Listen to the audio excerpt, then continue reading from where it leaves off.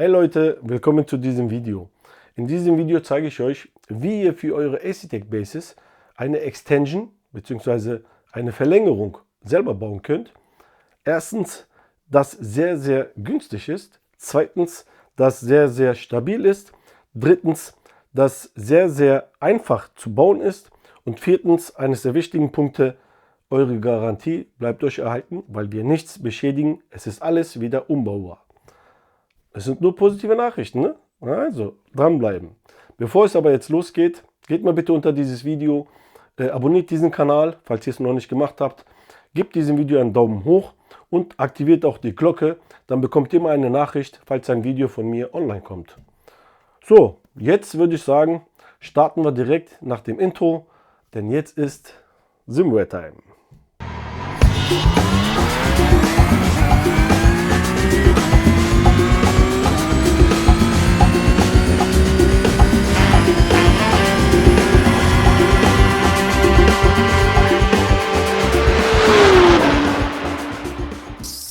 So, da bin ich wieder. Hier ist auch meine Base. Das ist die La Prima. Das spielt aber keine Rolle. Wie gesagt, die Bauform vorne ist ja bei jedem gleich. Und für unser Vorhaben macht es auch keinen Unterschied. Also das gilt für alle drei Bases. Ihr wisst ja, eine Verlängerung hat den Vorteil, dass man den mittleren Monitor wirklich so tief wie möglich hier direkt vor der Base platzieren kann. Und dadurch hat man einen richtigen schönen Blinkwinkel über dem Lenkrad auf das Dashboard auf dem Monitor. Das geht halt nur mit der Verlängerung. Und ich zeige euch, wie gesagt, wie ihr das macht. Ich habe jetzt mehrere Möglichkeiten eigentlich ausgedacht, aber ich habe heute nur zwei Sachen dabei, also zwei Varianten, die ich euch zeigen möchte. Warum? Weil das sind die zwei Varianten, die erstens die günstigsten waren, zweitens wo einfach ging und natürlich wo die Garantie bestehen bleibt. Deshalb fiel meine Wahl auf diese zwei. Ich werde nur eins benutzen, natürlich. Das zeige ich euch zum Schluss, weil ich den dann fertig baue. Jetzt erstmal zeige ich euch, nein, nicht die erste Methode. Ich fange erstmal an, weil die ersten Schritte ist ja bei beiden gleich. So, also, wir haben jetzt unsere Base hier. Zuerst bauen wir diese vordere Abdeckung ab, die aus Plastik ist. Ich habe schon die restlichen Schrauben alle ab. Ich habe hier jetzt nur noch eins drin. Mal gucken, welche ist. Das da. Also ihr macht alle 4 Schrauben ab. Und dann kann auch die Abdeckung direkt abgenommen werden. Wie gesagt, die ist ja nur aus Plastik. Also für unsere Arbeit hier brauchen wir 2 Imbusgrößen, einmal 5 und einmal 4. Und einmal Torx Nummer 10. Ja, das sind die 3 Sachen, die wir brauchen für den kompletten Umbau. Also nachdem die Schrauben ab sind, kann man die vordere Abdeckung hier nach vorne hin rausnehmen. Das legen wir beiseite. Jetzt seht ihr ja diesen normalen Aufbau. Ja? Wir haben hier die Welle und unser QR ist draufgeschoben und mit 4 Schrauben festgeklemmt. Ja? Das ist auch eines der Methoden, was ich hier anwenden möchte. Zeige ich euch aber nachher noch. So, zuerst lösen wir diese 4 Schrauben, ja, was wir hier haben. Dafür nehme ich mir eine kleine Knarre. Und das ist Nummer 4, die Größe 4, genau. Imbus Nummer 4. Einfach jetzt die Schrauben, hier, zeige ich euch von der Seite, einfach lösen, ein bisschen rausdrehen. Alle 4. So, jetzt die andere Seite. Also die ganze Arbeit ist ziemlich easy. Wie gesagt, das Gute wirklich daran ist, dass wir nichts beschädigen. Die Garantie bleibt erhalten. Ihr könnt es jederzeit wieder zurückbauen. So, jetzt seht ihr, die ganze Dings QR kommt raus. Aber wir lassen es erstmal so. Jetzt seht ihr hier oben, hier an der Seite, also unterhalb des QRs 2 Schrauben. Das sind diese Torx-Schrauben Nummer 10. Dann nehme ich mir einfach meinen Adapter hier. Jetzt schrauben wir erstmal diese 2 Schrauben raus. Das sind halt wirklich kleine Schrauben. Ich hoffe, ihr seht es auch richtig gut von dort. So, eins ist raus, zweite. Also wie gesagt, Ich habe jetzt lange gewartet, aber Acetec bringt da nichts raus. Ihr wisst ja, ihr könnt ja die Original-Lenkräder, die haben ja keine Verlängerung, nichts. Die könnt ihr so absolut nicht benutzen. Aber mit dieser Verlängerung habt ihr dann die Möglichkeit, die Original-Lenkräder mit der Verlängerung zu benutzen. Vor allem das Gute ist ja, dass neue Lenkräder jetzt ab November erhältlich sind, runde etc., D-Shape, was weiß ich alles. Und jetzt könnt ihr, ohne die QR-Adapter zu kaufen, nur mit dieser Verlängerung alle Lenkräder benutzen. Perfekt. So, nachdem ihr jetzt die zwei Schrauben rausgenommen habt, seht ihr schon, das ist nur so eine Platte, die kann man rausnehmen. Ja? Legen wir auch beiseite. Jetzt seht ihr hier eine Platine. Und zwar ist das die Platine für unser USB. Wir drücken jetzt hier an den Pins die Platine nach oben, vorsichtig. Wenn das nicht geht, mit Finger so ein bisschen versuchen, das rauszuholen. Ja, so, jetzt Vorsicht, da ist ein Kabel dran. So, jetzt so vorsichtig nach oben ziehen und das Square ein bisschen reindrücken, damit das Kabel mehr Spiel hat. So, jetzt seht ihr hier einen Stecker drin. Da ist eine Nase, wo wir reindrücken und dann den Stecker rausziehen. Leichter gesagt als getan. So, jetzt seht ihr hier den Controller, das Board, die Platine. Das packen wir erstmal beiseite. Jetzt seht ihr hier den Stecker. Den schieben wir jetzt hier rein und ziehen unser QR komplett raus. Vorsicht, dass der nicht hängen bleibt im Loch drin. Weiter reindrücken und dann, voilà, ist es draußen. Unser QR brauchen wir jetzt erstmal nicht. Packen wir auch wieder beiseite. So, jetzt seht ihr hier unsere Welle und den Stecker. Ja? Also es ist wirklich auch simpel aufgebaut und daher ist alles easy machbar. So, bevor ich jetzt weitermache, will ich euch die erste Methode zeigen. Ja? Die erste Methode, das ist die günstigste Variante und die einfachste auch. Das habe ich noch nicht getestet, weil mir ein Teil gefehlt hat, aber es wird funktionieren. Ich sag mal so, ich erfinde das Rad hier nicht neu. Ich verwende Techniken, die jetzt schon bei unseren Wheelbases angewendet werden. Einmal zum Beispiel bei Fanatec Wheelbases und die zweite, die ich auch hier benutze, zum Beispiel bei der Siemens-Cube. Also es ist alles, was wirklich benutzt wird. Da braucht ihr euch keine Sorgen machen wegen der Funktion oder sonst was. Also, jetzt kommt die erste Methode. Super, super easy. Also das mit dem Kabel, vergesst jetzt erstmal, das ist bei beiden gleich. Das zeige ich euch ja nachher. So, ich habe hier jetzt zwei Alurohre. Ja? Die Länge jetzt spielt keine Rolle, vergisst mal jetzt die Länge. Und zwar, die erste hier ist Durchmesser außen 24. Ja? Und mit einer Öffnung natürlich innen drin. Also, das hier, das zweite Alurohr, ist Außendurchmesser 30 mm und innen drin, also diese Stärke hier, beträgt 3 mm. Also 3 hier sind 6, 30 minus 6 sind 24. Also die Größe von unserer Welle. Diese Methode ist wie gesagt super simpel. Also ich würde euch hier die Länge maximal so 1,50, also 150 mm empfehlen. Mehr würde ich da nicht machen. Vor allem mit der Verlängerung ist ja ein bisschen mehr. Wart's ab. So, also die erste Methode ist, ihr nehmt jetzt hier das Alurohr und schneidet hier eine Kerbe rein. Also parallel auf beiden Seiten. Ungefähr, ja, so 2,5 cm. Genauso wie ihr es auch hier auf diesem QR habt. Das ist ja auch nichts anderes. Der ist ja auch nur geklemmt. Ne? Der hat ja auch hier zwei Rillen auf beiden Seiten. Stellt euch jetzt vor, das habt ihr jetzt auch. Also man könnte jetzt dieses Rohr quasi hier klemmen. Wir schieben jetzt Kabel in der Mitte durch und schieben unser Alurohr auf die Welle. Okay, ich schiebe es jetzt nicht ganz rein, denn normalerweise der ist genau exakt gleich. Da müsste man es ein bisschen anschleifen und dann halt reinschieben. So, und wenn man halt die Ritzen hier reinschneidet, geht es einfacher rüber. Und wenn ihr das jetzt genau auf der Kante habt, es soll aber einen kleinen Abstand hier zur Kante, ganz unten zur Wand quasi haben, damit es nicht schleift. Wenn ihr es jetzt da drauf geschoben habt, da gibt es so, die heißen Klemmringe. Das gibt es auch zum Beispiel bei der Fanatec. Ja? Das ist so metallisch, ich zeige euch mal jetzt ein Foto hier, was hier raufgeklemmt wird und mit 2 Schrauben jeweils an den Seiten, ja, wie der Name schon sagt, geklemmt wird.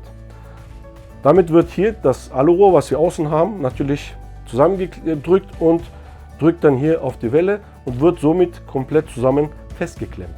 Dann ist es hier bombenfest. Wenn hier jetzt halt die Welle drauf ist, wie gesagt, die Länge spielt jetzt keine Rolle. Geht mal davon aus, dass ich jetzt hier das komplett draufgeschoben habe. Ja?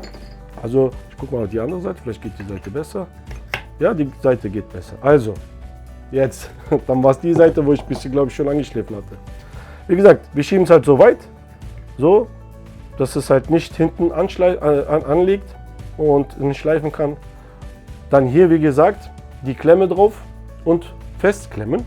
Dann sitzt das hier bombenfest. So, dann hätten wir, nehmen wir mal an, hier 150 mm, wo wir dann abgeschnitten haben. Stellt euch vor, das Ende hier ist jetzt halt diese 150, okay? Dann, das ist jetzt diese Welle, was ich hier habe, schon mal abgeschnitten, abgesägt. Hier habe ich jetzt 8 cm, also 80 mm gemacht.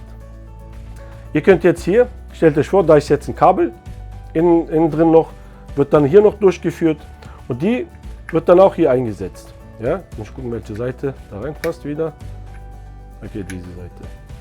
So, jetzt schieben wir das hier rein.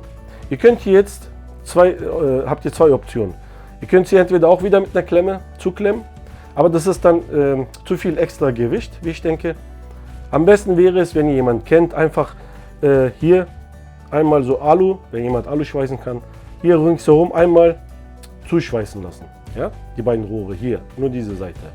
Das ist die beste Lösung. Wenn es nicht geht, geht es auch anders. Ihr könnt hier 4 Löcher reinbohren, ja?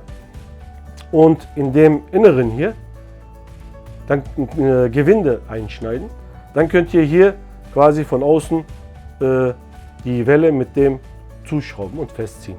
Also das hält dann auch bombastisch, da passiert auch nichts. Das ist die andere Option, was auch gehen würde. Und wenn ihr das alles habt, würde dann unser QR mit dem Kabel hier drin, wieder hier durch, hier raus, anklemmen, hier rüber und hier festziehen. Natürlich jetzt viel kürzer, ne? Es soll jetzt nicht so lang sein. Macht es nicht, weil ihr wisst ja, Hebelarmgesetz, je länger unser Hebelarm, umso mehr, also weniger Kraft wird hier benötigt oder Gewicht, um hier ja, was zu beschädigen. Ne? Also 150 mm würde ich sagen, ist das Maximum. So, wie gesagt, das wäre die erste Option. Wie gesagt, das ist vom Gewicht her die leichteste, auch die kostengünstigste, weil ihr braucht eigentlich nur diese 2 Rohre und entweder eine Klemme oder 2 Klemmen. Wie gesagt, ich würde es aber mit einer machen und notfalls hier mit 4 Schrauben, kleinen Schrauben, und das wird dann Bombe sitzen. Wie es jetzt mit dem Kabel da aussieht, das machen wir jetzt bei der zweiten Möglichkeit. Wie gesagt, das war jetzt die erste und das ist echt super günstig. Also wenn ihr dann diese 2 Rohre mit der Klemme, kommt ihr vielleicht auf 40 Euro. Ja? Wenn ihr es günstiger findet, okay, sogar noch günstiger. Die andere Methode hat mich so ungefähr 60 Euro gekostet und weil ich dann von verschiedenen Herstellern besorgt habe, ich hatte es eilig gehabt und wenn ihr Zeit habt, könnt ihr in Ruhe Ausschau halten. Vielleicht hat ein Händler alle Rohre und da bekommt ihr es viel günstiger. Wie gesagt, das ist die erste Option und ich finde, es ist super easy, oder? Also ihr müsst echt nicht viel machen und es funktioniert tadellos. Wie gesagt, diese Klemmung hier, genauso macht es auch Fanatec mit ihren DDs. Also es ist, wie gesagt, es funktioniert. Also da braucht ihr euch keine Sorgen machen. Und gewichtemäßig ist da nichts. Das ist, wie gesagt, Alu und das wiegt kaum was. So, das war die erste Option und wir gehen jetzt zur zweiten Option, was ich anwenden werde. So, was meiner Meinung nach ein bisschen schöner aussieht. So, holen wir das wieder raus. Und so seht ihr ja, wenn ihr es wieder umbauen wollt, ja, das geht auch in ein paar Minuten wieder, baut alles ab, dann könnt ihr wieder hier alles durchstecken, ne? dann wieder festziehen und ihr habt wieder alles in Originalzustand. Also wie gesagt, die Garantie bleibt euch erhalten. Okay, kommen wir jetzt zur zweiten Option oder zweiten Möglichkeit. Bei der zweiten Option, da kann ich ja eigentlich direkt erstmal mit dem Kabel anfangen. Wir bauen ja alles nacheinander auf. So, ich habe mir schon hier ein Kabel fertig gemacht. Das ist auch super easy. Und zwar habe ich mir solche Dupont Stecker besorgt. Ja? Die haben 6 Euro oder so gekostet bei Amazon. Das kennt bestimmt jeder von euch. Ja? Das sind solche Kabel mit Dupont Stecker da oben vorne. Wir brauchen hier einer Seite mit Pin und einer Seite mit Stecker. Ja? Also beide Seiten brauchen wir. Und zwar die sind 20 cm lang. Ja? Normalerweise reicht es von der Länge her komplett. Was habe ich jetzt gemacht? Ihr seht ja hier den Stecker. Ja? Der hat 6 Plätze. Also wir bräuchten 6 Kabel. Ich habe mir 6 Kabel so getrennt. Ja? 6 Stück. Verschiedene Farben natürlich. Und habe jetzt, ihr seht bei mir jetzt hier, einen 6er Stecker hier. Ja? Nicht einzeln. Ich hatte noch hier bei mir rumliegen, es gibt auch solche kleine Kästchen, wo diese Adapter einzeln zu kaufen sind. Hatte ich noch im Keller, also habe ich so einen 6er genommen, 2 Stück besser gesagt. Und was habe ich gemacht? Die sind leer. Ich habe jetzt hier die einzelnen Stecker hier von dem schwarzen, von der schwarzen Hülle, die Nase hier umgebogen, die schwarze Hülle rausgenommen und die dann hier in diese 6er Stecker reingeschoben. Das ist ja das gleiche wie diese einzelnen, weil die 6er hier besser halten. Wenn nicht, ist es auch nicht schlimm, könnt ihr auch mit den einzelnen machen. Ich habe jetzt 2 genommen, habe es hier einmal verlängert. Ich habe es hier einfach mit normale Paketband geklebt. Das hält bombastisch, ja, da kannst du ziehen, da passiert nichts. Habe dann die einzelnen Adern hier voneinander getrennt und habe sie jetzt so ein bisschen zerwirbelt. Ja? So, einfach gedreht. Damit es halt ein bisschen länger ist, damit nirgendwo ein Zug entsteht, ne, bei den Steckern. So, wir fangen jetzt damit an. Hier die erste Seite, hier brauchen wir das mit den Steckern selber. Wir werden das jetzt hier einstecken und mit Klebeband einmal umwickeln. Wo ihr jetzt aufpassen müsst, geht auf Nummer sicher. Wenn ihr halt 6 Stück von diesen nebeneinander habt, ihr müsst die gleiche Reihenfolge haben. Das ist sehr wichtig. Ja? Also die sollen parallel verlaufen. Ne? Also hier seht ihr bei mir, fängt mit grün an, ja? Grün, blau etc. und hört mit schwarz auf. Genau die gleiche Farbreihenfolge habe ich auch auf der anderen Seite. Das ist sehr wichtig. So. Dann noch wichtiger ist es, ihr müsst ja wissen, welche Farbe wohin kommt dann. Wenn ihr jetzt zum Beispiel hier auf den Stecker schaut, der hat hier auf der Kante, auf einer Kante hier, ich weiß nicht, ob man das so sehen kann, der hat hier eine Nase, ja, an der Seite. Okay? Diese Nase geht ja hier haben wir ja die Nut dazu, hier, geht ja hier rein. Das heißt, ihr müsst euch jetzt merken, welche Farbe von unserem Kabel. Ja? Nehmen wir mal an, wir haben jetzt hier auf einer Seite grün und auf einer Seite schwarz. Wenn ich das jetzt, weil wir können es ja hier so rum oder so rum reinstecken bei uns. Das ist ja egal. Deshalb merken wir uns die Farbe, die hier außen an dieser Nase ist. Ja? Und die Farbe muss nämlich dann auch hier, wo die Nut ist, wo die Nase reinkommen würden, muss dann diese Farbe, also vom Stecker, müssen wir es dann so drehen, dass der dann auch hier ist. Ja? Das ist sehr wichtig, nicht vergessen. Ja? Vielleicht notiert euch die Farbe lieber auf, ja? bevor ihr alles zubaut und danach nicht mehr wisst, welche Farbe das war. Also das ist sehr wichtig. So, ich nehme, ich nehme wie gesagt ganz normales Paketband. Der hält super, ja? Der ist bombenfest, der löst sich auch nicht und Daher mache ich mir mal so einen kleinen Streifen. Ja, so dünn, dass er halt die beiden Stecker abdeckt. So, seht ihr jetzt so? So, jetzt nehme ich mir meinen Stecker und stecke es jetzt hier rein. Ne? Das passt. Jetzt muss ich mal gucken, dass ich auch das treffe. So, jetzt habe ich einmal reingesteckt. So, seht. Jetzt klebe ich das hier mit meinem Klebeband einmal, aber so, dass es so wirklich noch drin steckt und einmal drumherum kleben. So. Das war's. Das ist echt so fest, ja. Guck mal, da bewegt sich nichts mehr. Also diese Paketband ist wirklich sehr gut. Wie gesagt, jetzt könnt ihr euch merken, ja. Guck mal, ich habe jetzt meine Seite, wo ich reingesteckt habe, da wo die Nut ist die schwarze Farbe bei mir. Ja, hier. Also muss hier, wo die Nut ist, auch auf der anderen Seite die Seite mit dem schwarzen Kabel zur Nut zeigen und so reinstecken. Ja, das machen wir. Also nur diese Farbe schwarz merken. Ihr könnt euch auch hier bei dem Stecker sicherheitshalber, hier passiert zwar nichts, aber wenn ihr auf der sicheren Seite sein wollt, einen Schrumpfschlauch nehmen, was halt ein bisschen die Breite hier hat, nur so ein Stück, hier über beide hinweg, also so ein bisschen drüber gehen, rüberschieben und dann nochmal halt schrumpfen. Ne? Dann, weil hält es dann die Kanten hier direkt fest und es kann überhaupt nicht mehr, sich nicht mehr bewegen. Aber auch das hier ist ausreichend, weil ja kein Zug drauf besteht. Okay. Jetzt haben wir unser Kabel. Das war eigentlich alles, was wir mit dem Kabel machen.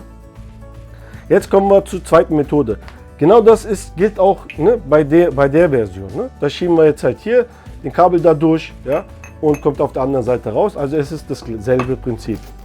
So, ich nehme unser Kabel hier weg. Okay, also jetzt kommt meine Methode.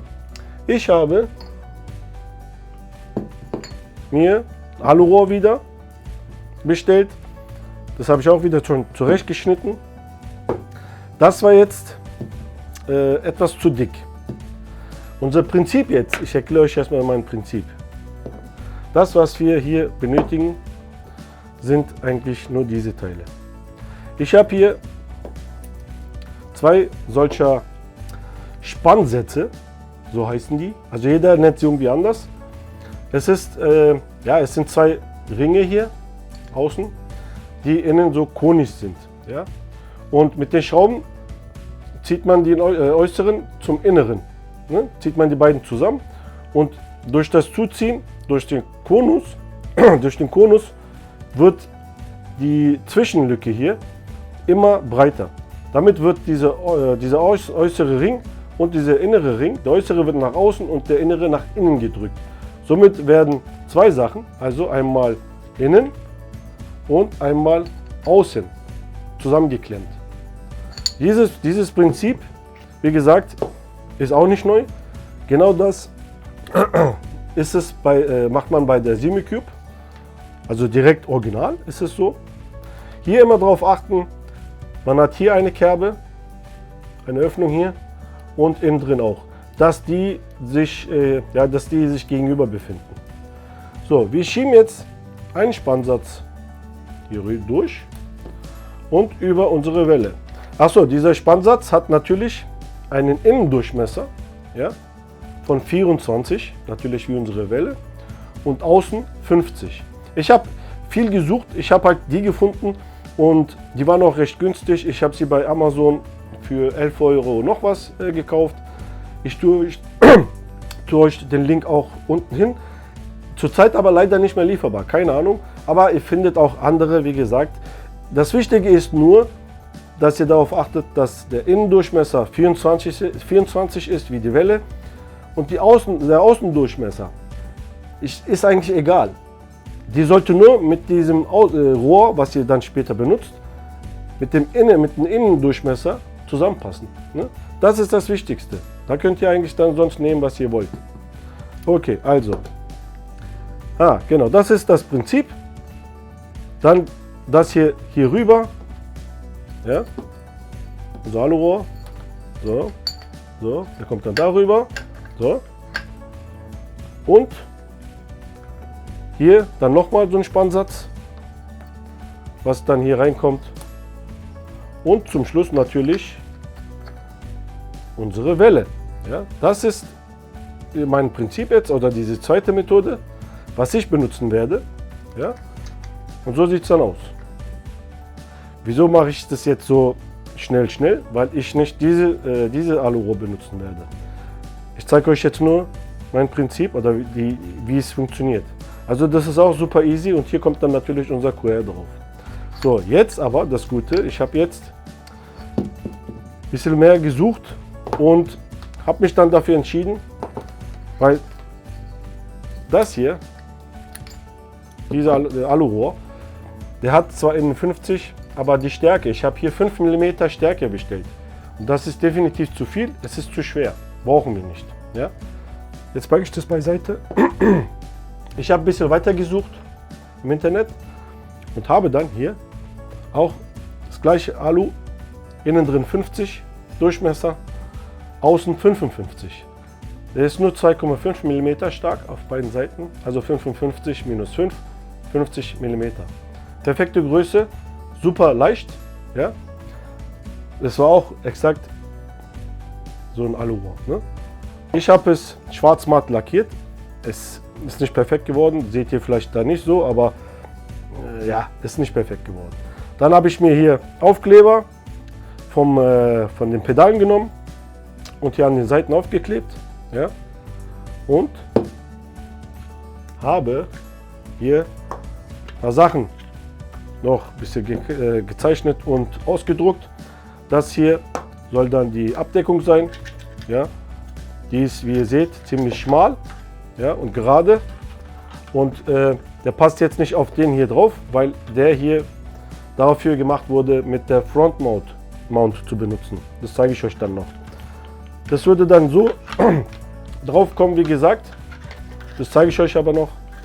Und der hier dient dann später als Abdeckung nach vorne hin zum QR.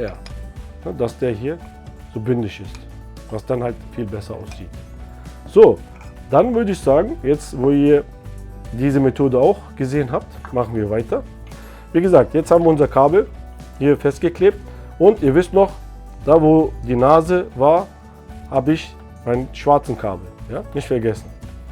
Also, jetzt nehmen wir, wie gesagt, unseren einen Spannsatz, schieben es jetzt hier wieder drüber, unserem Kabel. So, ihr könnt jetzt sehen, bis zur Welle, zur Kante, kann ich ja ein bisschen noch hin und her bewegen, also ich habe da noch ein bisschen Platz. Ja? Was ihr da machen könnt, ist, ihr könnt jetzt das hier komplett so senkrecht aufstellen. Dann nehmt ihr euch ein Stück Papier, faltet es zweimal, ja, also 1, 2, sollte reichen, glaube ich.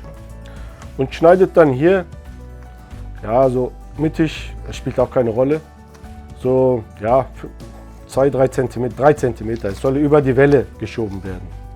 Als Abstandshalter quasi. Ja? Einfach so rausschneiden, so, sollte genügen. Ah, gut, das war jetzt nicht so toll. So, so. Jetzt nochmal hier, damit ihr besser seht, ziehe ich das wieder raus und schiebe das hier dazwischen. So, so habe ich immer einen Spalt, sicher. Wenn ich es dann nachher rausnehme, dann habe ich immer noch einen Freilauf. So, jetzt, wenn wir jetzt unser Alurohr darüber schieben, es ist egal jetzt, wie es steht. Das spielt keine Rolle, weil wir müssen es ja eh dann später nochmal den Nullpunkt dann einstellen. Wenn wir hier das rüber schieben, ja, müsst ihr dann darauf achten, wie gesagt, nicht zu fest drücken, dass wir hier dann Platz haben nachher, damit nichts mehr reibt. Später werde ich dann von innen, ja, braucht ihr natürlich eine Verlängerung und 5er Imbus brauchen wir. So. Ich weiß nicht, ob ich euch jetzt das richtig zeigen kann. Ich schiebe jetzt mein Alurohr. ich muss gucken, ich habe hier den Aufkleber auf eine Seite gesetzt, wo, genau, so. Also jetzt schieben wir unser Kabel da durch. Alurohr darüber. So, und jetzt, ich weiß nicht, ob ihr es von dort da seht, ist ein bisschen schwierig, ja. Aber ich brauche es ja selber. Ich stelle es jetzt auf den Kopf. So. Ich hoffe, ihr seht es von dort noch. Und wenn ihr jetzt hier seht, es sind 3, 6, 9 Schrauben. 3 davon sind Silber, der Rest schwarz. Ich werde jetzt mit diesen 3 silbernen anfangen. Ja? So, immer abwechselnd alle 3 anziehen. Erstmal so lange, dass, bis alles erstmal fest ist hier, dass es nicht mehr bewegt. Dann kann ich nämlich hier unser Papierstück wieder rausnehmen und gucken, ob der Abstand passt.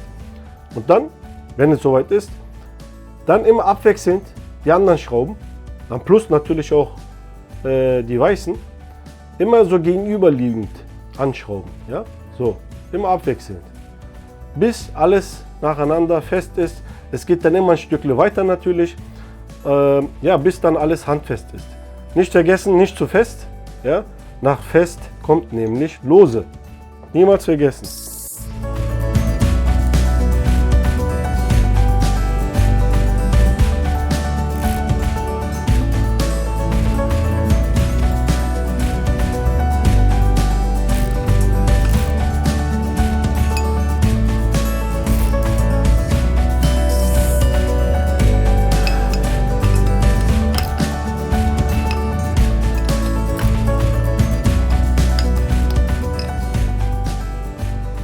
So, jetzt habe ich soweit alles fest. Jetzt können wir auch unser Papier hier, Papierschnipsel wieder rausziehen. Und jetzt seht ihr, es hat einen freien Lauf. Ihr müsst halt dabei bedenken, wenn ihr das macht, dass solche Spannsätze, wenn man das zieht, das dann eher so nach innen wandert. Ne? Also lasst ein bisschen mehr Platz, als wie ihr eigentlich wolltet.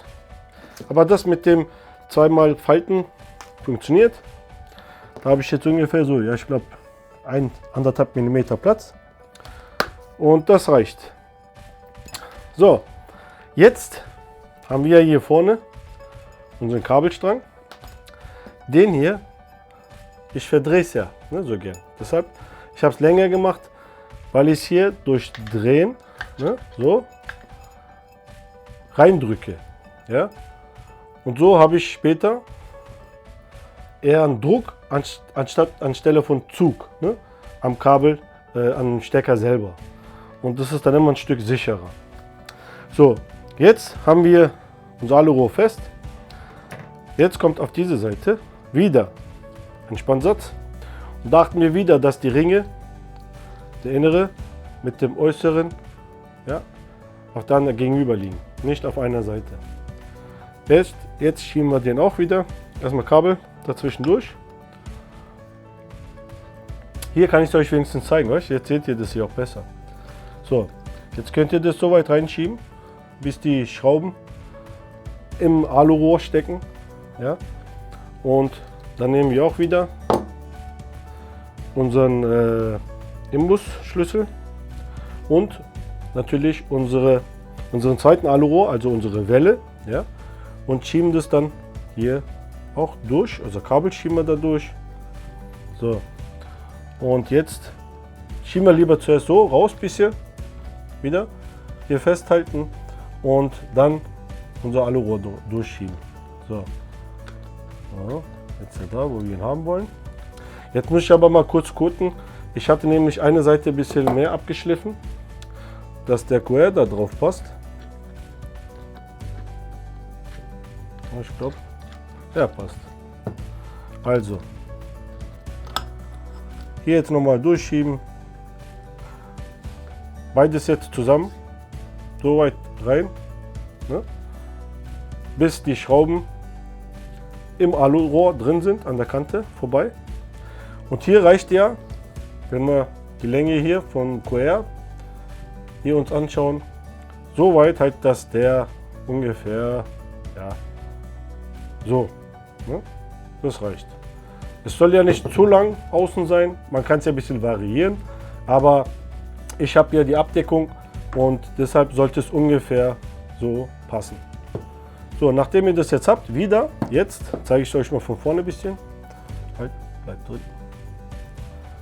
Ich fange wieder mit den weißen, silbernen Schrauben an, ziehe sie ein bisschen an, abwechselnd. Dass der ein bisschen reinrutscht, ist jetzt nicht so schlimm. Aber wir müssen darauf achten, dass unsere Welle hier auch drin bleibt. Ja? Wie gesagt, abwechselnd. Oben, einmal unten, dann gegenüber wieder. Wie gesagt, je mehr man sie anspannt, umso mehr wird auch die Welle gerade gerückt. Halt, das war wieder zu viel. Immer wieder lieber sicherheitshalber überprüfen den Abstand. Ja? Lieber zweimal kontrollieren, als wie die ganze Arbeit dann nochmal zu machen. So. Also bei der ersten, wie gesagt, habe ich abgekürzt. Ja? Es dauert schon, bis man alle Schrauben durch hat. Ja?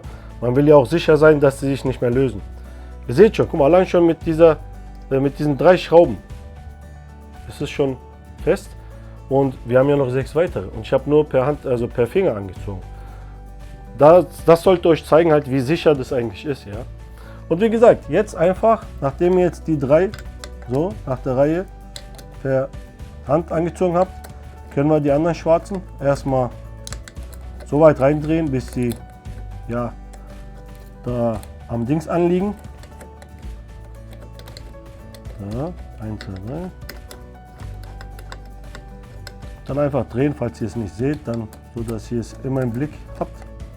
So, und jetzt, wie gesagt, nehmen wir wieder unsere Knarre, ja, und ziehen alles wieder, wie ich vorhin beschrieben habe, abwechselnd natürlich immer, abwechselnd. Wenn ich zum Beispiel jetzt hier beim Silbernen angefangen habe, hier einmal gedreht, dann gehe ich hoch, hier hin, den und jetzt den da drüben wieder. So, wenn ich es einigermaßen fest habe, dann mache ich das mit den schwarzen. Und nur ein kleiner Tipp, ich sage zum Beispiel jetzt hier, der erste neben den weißen ziehe ich erstmal an, also den hier, ja, den da. So, der erste neben dem, also rechts der erste. So, dann gehe ich hier zu dem, rechts daneben, der erste. So, ziehe ich auch fest. Dann gehe ich wieder hier rechts, den ersten rechts. So, wenn ich das habe, dann gehe ich vom silbernen zum zweiten. Ja, hier. Also gegenüber ist das ja. So, dann gehe ich hier wieder, silberner, erste, zweite. Dann merkt ihr auch, der ist lose. Dann wieder vom silbernen 1, 2. So. Und so zieht ihr das alles an. Immer weiter. Ja? Ich kürze jetzt hier erstmal ab. Ich ziehe es auch fest. Ihr seht schon, das ist komplett Bombe. Ja? Also da rührt sich nichts mehr. Also nicht das, was es nicht soll. Wie gesagt, diese Reihenfolge beibehalten und ja, geduldig. Ja? Immer weiterziehen, immer weiterziehen. Ihr werdet merken, wenn ihr die fest habt, zum Beispiel ein paar, dass andere dann wieder loser sind. Ist ja klar, ne? Und so weitermachen und immer wieder dann zum Schluss alle kontrollieren, ob alle gut sind. Ja? Und wenn sie alle fest sind, wie gesagt, nach fest kommt lose, nicht vergessen. Und dann seid ihr fertig. Ich mache jetzt Cut und ziehe erstmal alles an und dann melde ich mich wieder. Also, bis gleich. So. Also, das ist schon ein bisschen anstrengend und dauert halt ein bisschen seine Zeit natürlich. Aber, wie ihr seht, haben wir jetzt unsere Verlängerung, unsere Extension eigentlich somit fertig. Weil der Rest ist eigentlich nur noch normales Zusammenbauen. Bevor es aber jetzt da weitergeht, möchte ich erstmal hier noch den Front Mount installieren, weil ich das bei mir so am Rig habe. Das ist der Front Mount, der passt auch nur auf einer Stelle. Ja? Ihr seht hier unten die Kerben, die hier sind nur 3 und hier oben sind halt mehrere. Wo mehr ist, kommt nach oben. Also das da ist oben und so passt das dann rein. So easy. So war das. Also, ja, ganz einfach. Wie gesagt, das passt wirklich nur an einer Stelle. Ja. Dann sind da auch Schrauben dabei. Wir haben hier 4 silberne Schrauben. So. Die kommen dann einmal hier, dann der nächste da, hier unten. Die sind zwar nicht so dick, komischerweise. Ich hätte sie eigentlich mehr stärkere Schrauben erwartet, also dickere. Wenn ich die von Simicube vergleiche, das waren richtige dicke Schrauben. So, wo ist jetzt mein... Ah, jetzt kommt der nicht mehr raus. Da. Oder ist das die Größe? Ja. So, jetzt nehmen wir wieder den hier und schrauben die Schrauben fest. Ziehen die Schrauben fest. Schrauben die Schrauben fest. Okay. So. Wie gesagt, das ist auch ganz easy, den Mount halt zu montieren. Ja.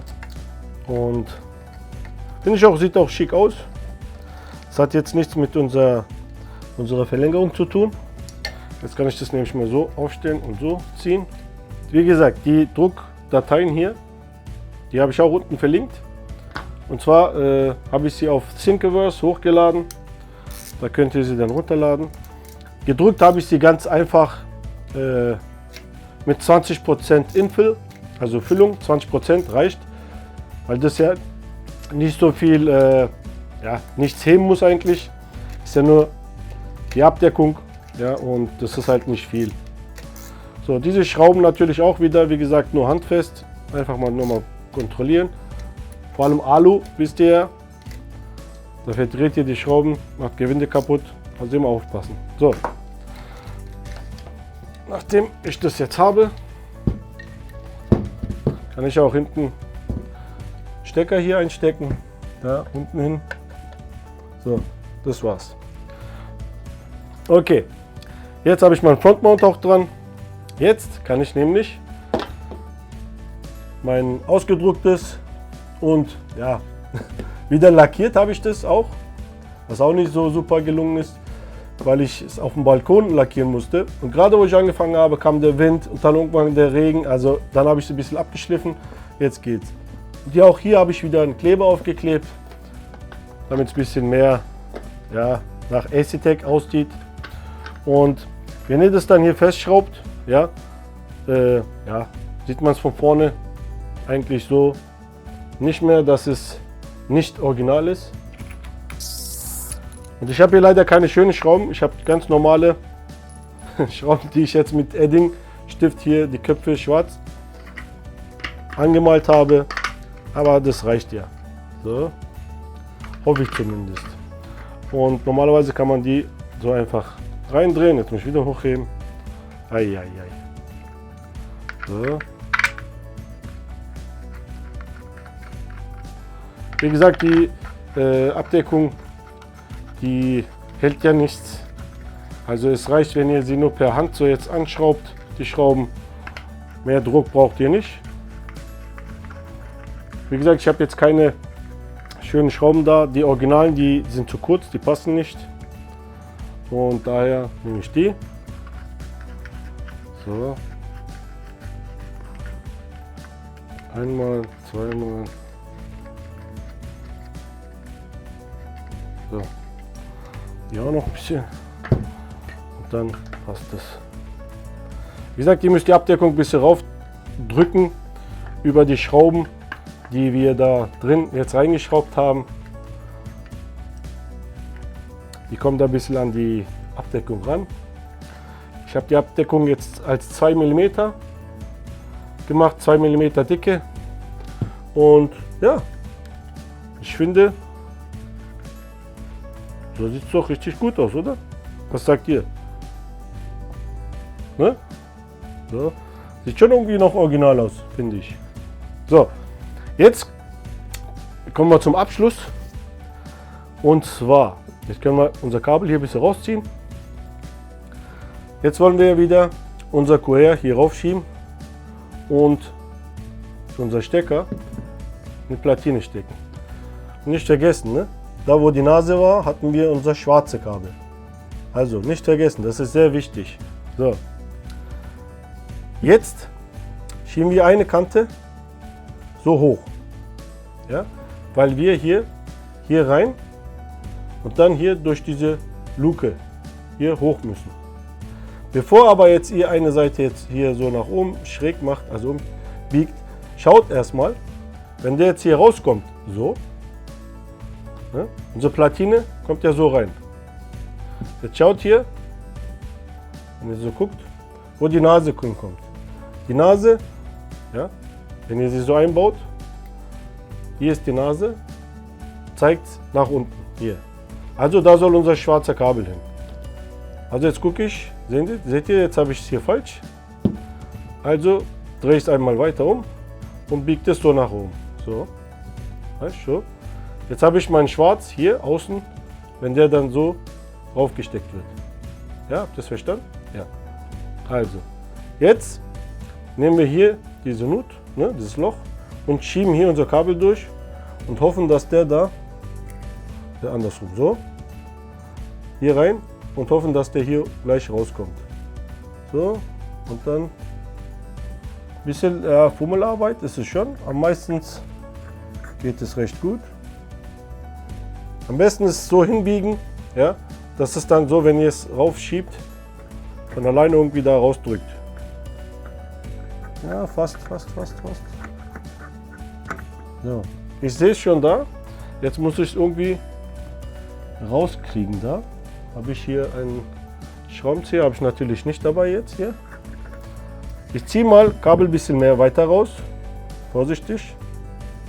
So, und versuche es nochmal. So, und jetzt seht ihr, oder auch nicht.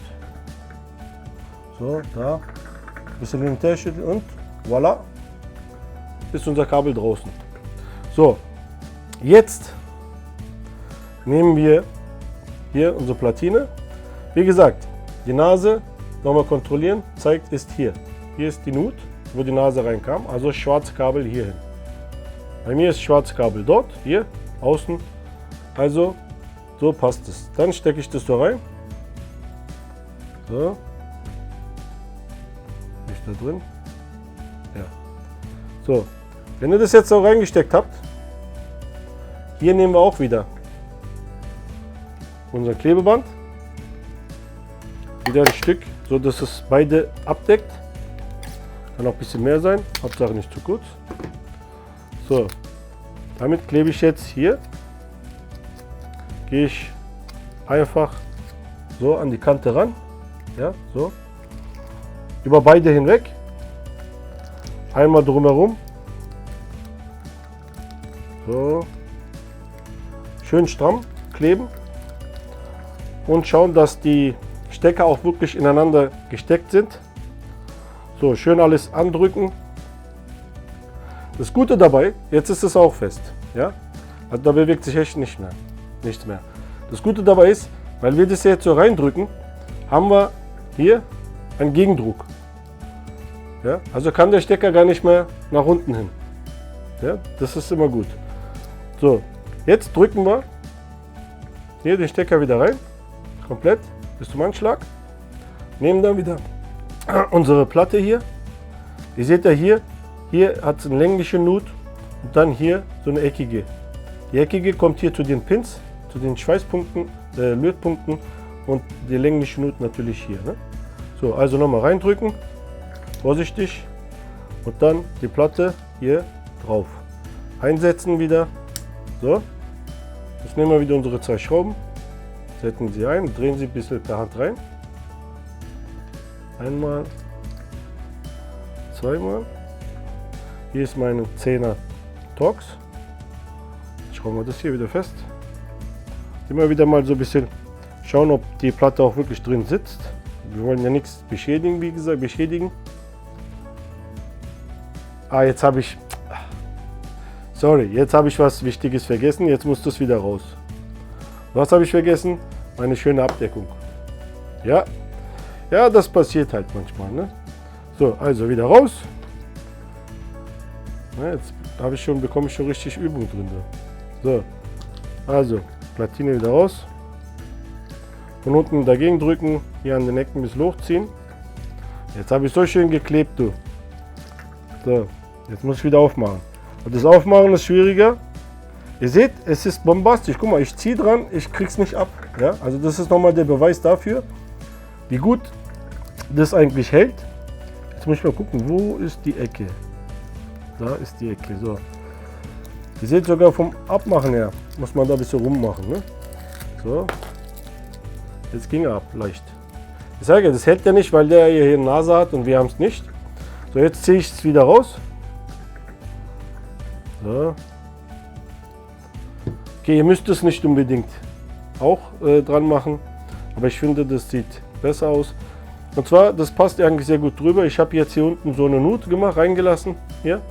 Ihr könnt da ein kleines Loch hier reinbohren und ja, das mit einer Schraube festziehen. Oder, wenn ihr wollt, wenn der jetzt hier drin ist, ja, ihr könnt es hier ein bisschen nach vorne schieben. Hier einfach so ein Klebeband hin, ja, damit es hier ein bisschen dicker ist. Und wenn ihr das dann hier ein bisschen wieder drauf schiebt, dann hält es ja dagegen. Und das reicht. Ich meine, das trägt ja auch nichts. Ja? Also ihr müsst da nichts festkleben oder so. Macht es wie ihr wollt. Wie gesagt, es ist super easy zu machen und ja, sollte jeder schaffen. Also nochmal jetzt hier schwarz, hier hin, da wieder reinschieben und darauf achten, dass es da rauskommt. Und ihr seht, klappt jetzt sofort auf Anhieb. Genau, da ist es wieder. Jetzt nehmen wir wieder unsere Platine, wieder wie gesagt schwarz zur Nase und stecken es da rein. So. Und wenn es einmal drin ist, nehmen wir wieder ein Stück Kleber. So.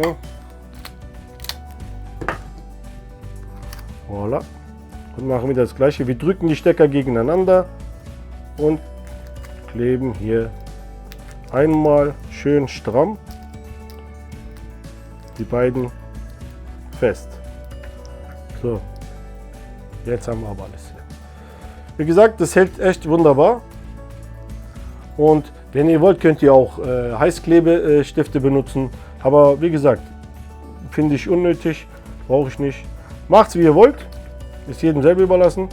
So, Hauptsache die Kabel sind in der richtigen Reihenfolge. Das ist das Wichtigste. Also falls ihr da irgendwas kaputt macht, übernehme ich keine Verantwortung. Gell?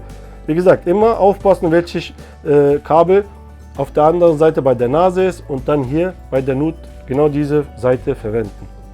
So, jetzt wieder die Platte, die äußere Platte rein, wieder die Schrauben rein und festziehen. Ja? Und da wären wir schon fast am Ende schon. So. So. Sind Schrauben auch drin. Jetzt nehmen wir noch mal ein bisschen festziehen per Hand. Wie gesagt, auch nur leicht. Der trägt ja auch nichts, ist ja nur eine kleine Platine da. So, wenn wir das haben, ja, können wir das jetzt zum Beispiel hier so positionieren, dass meine Kleber, ihr müsst nicht, wenn ihr keine Kleber habt, so, dass die Kleber ja, so ungefähr ja, richtig mittig stehen. Und dann könnte ich so jetzt das QR festziehen. So, das machen wir jetzt einfach. Hier auch drauf aufpassen, das spielt keine Rolle. Ihr könnt jetzt hier genau ran, ja, so weit ran, wie es möglich oder so weit es geht, weil die beiden drehen ja zusammen. Ihr könnt auch ein bisschen Abstand lassen, je nachdem. Wenn ich so gucke, ja gut, so würde gehen. So, also wo sind die Schrauben? Jetzt muss ich gucken, dass es wieder gerade ist. Hier sind die beiden Aufkleber und so müsste ich festziehen.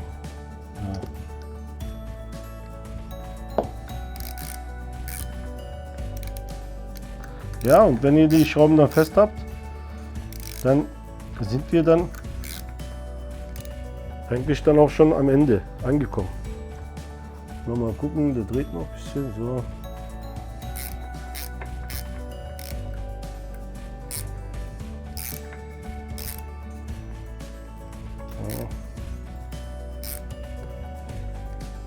So, jetzt habe ich mittig. Jetzt kann ich normal anziehen. Das passt.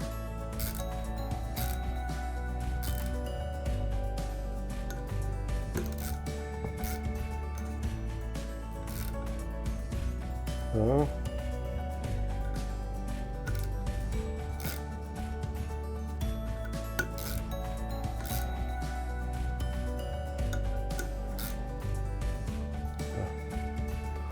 Mal kontrollieren.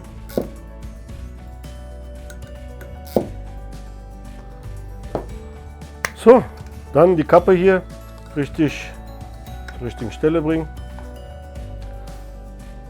Und voila, habt ihr euer Extension, eure Verlängerung. Wie gesagt, das ist echt also stabil, da kann nichts mehr passieren. Mit dem Kabel kann nichts passieren. Und weil der ist, wie gesagt, immer einen Gegendruck anstatt Zug.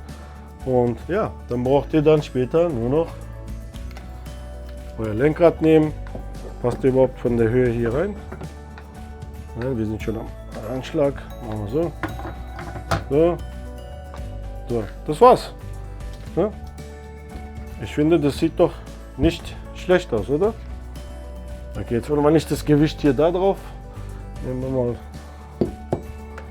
So. Ja. Also, wie gesagt, den hier irgendwie noch festmachen, dann passt es. Ja. Ich habe da jetzt nichts gemacht, aber ich finde, das sieht echt nice aus. Was sagt ihr? Also, wenn es euch gefällt, dann wie gesagt, abonniert diesen Kanal. Ja. Ich brauche ja hier ein bisschen Unterstützung von euch. Abonniert diesen Kanal, gebt dem Video ein Like. Teilt das Video, ja, dass es so viele wie möglich mitkriegen, weil viele warten ja auf sowas. Und wie gesagt, damit könnt ihr dann jetzt die ganzen Lenkräder, die Originallenkräder von Acetec wirklich schön benutzen, ohne extra Zusatzkosten. Wie gesagt, hier, das hier jetzt so, wie ihr das hier seht, ja ungefähr so 60 €. Vielleicht kriegt ihr es auch günstiger, bestimmt sogar, wenn ihr halt gute Händler findet. Und ja, und ich finde, für das Geld sieht es eigentlich sehr gut aus. Also, wenn ihr das jetzt so seht, ich würde nicht sagen, dass es nachgemacht ist, oder? Man kann sich ein bisschen was einbilden. Ich werde euch jetzt ein paar Szenen zeigen, wo ich jetzt am PC natürlich alles angeschlossen habe und ein bisschen fahre, damit ihr sehen könnt, dass hier die Elektronik wirklich alles noch funktioniert. Und ja, also wir sehen uns am Rig. Bis dann. So, jetzt sitze ich hier in meinem Rig. Wie ihr sehen könnt, habe ich die Base wieder angebaut. Wie ihr sehen könnt, habe ich hier oben noch ca. 2 cm Platz. Also ich könnte jetzt noch weiter nach oben oder die Monitore noch weiter runter bringen. Aber ich habe jetzt hier von der Höhe keinen Platz mehr, weil ich hatte es ja vorher anders montiert, also diese normale, ne? Deshalb war es ja weiter unten. Muss ich noch umstellen, aber so geht es auch noch, so passt es ja. Ihr seht ja hier am Bild, hier ist jetzt mein Dashboard, ja? Und im Wagen ist hier auch genau die Lenkwelle, ja? Genau die Höhe, das passt exakt. So, und jetzt natürlich kommt unser Lenkrad, ja? Mal gucken, ob es dann auch funktioniert. So. Und voilà, es funktioniert einwandfrei. Und wie ihr sehen könnt, ist jetzt genau mein Blickwinkel, genau hier übers Lenkrad hinweg, genau aufs Dashboard. Und das ist halt der Vorteil von einer Verlängerung. So, ich werde jetzt etwas fahren, ein bisschen Spaß haben. Deshalb verabschiede ich mich jetzt schon. Und nicht vergessen, abonnieren, liken und teilen bitte. Ja? Und dann hoffe ich, dass wir uns im nächsten Video wiedersehen. Also, dann macht's gut. Ersin, out.